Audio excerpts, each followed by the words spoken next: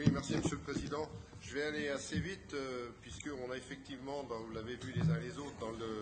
les documents qui vous ont été remis, un dossier assez conséquent sur la manière dont on aborde la prochaine négociation de la future convention d'exploitation TER 2017-2021, avec entre autres à prendre acte du bilan 2017-2013 de l'exploitation, de l'exécution de la convention, d'approuver le mandat de négociation à donner à Monsieur le Président et d'affecter, ça a été dit tout à l'heure, 1 million d'engagements sur un programme de recours à assistance et maîtrise d'œuvre. Donc depuis 2007-2013, la région a mené en matière de transport ferroviaire une politique audacieuse en faveur du développement du service régional de transport,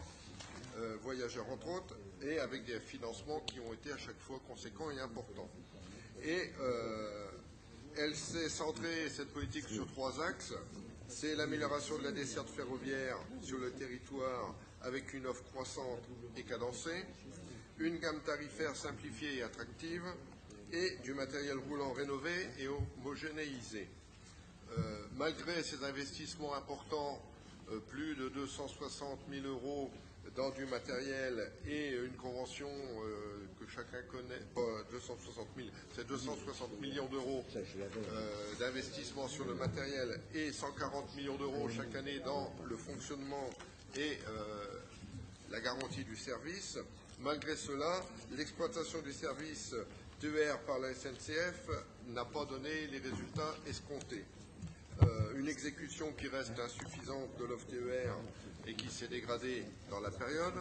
une régularité qui s'est elle aussi dégradée, une inflation ferroviaire insoutenable et qui devient compliquée, et une explosion de la convention financière de la région. Chacun l'a vu ici et chacun a eu les éléments et a les éléments de sa possession.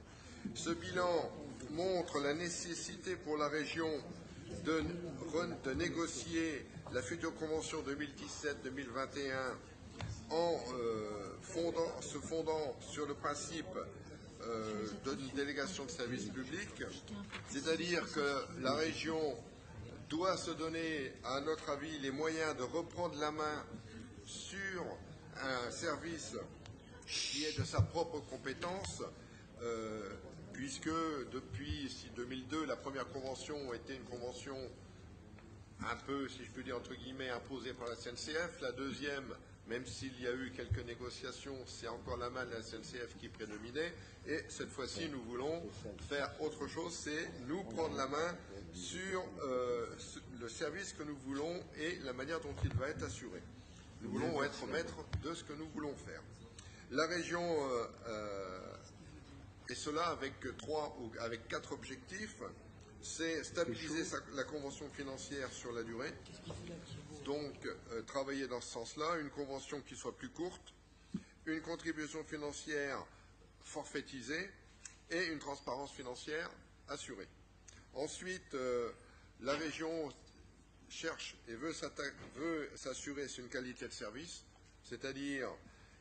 veiller à ce que des trains roulent et surtout soient à l'heure. Ensuite, une politique commerciale, avoir une politique commerciale ambitieuse qui permette d'améliorer les recettes pour la région.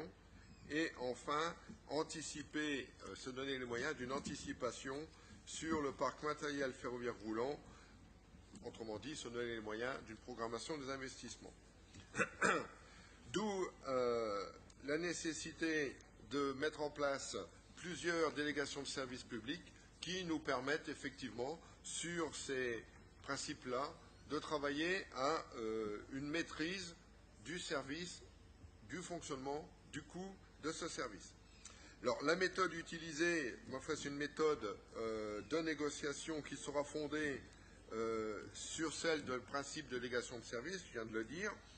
Négociation où dans les étapes essentielles, le président sera pleinement impliqué et interviendra directement au président de la SNCF,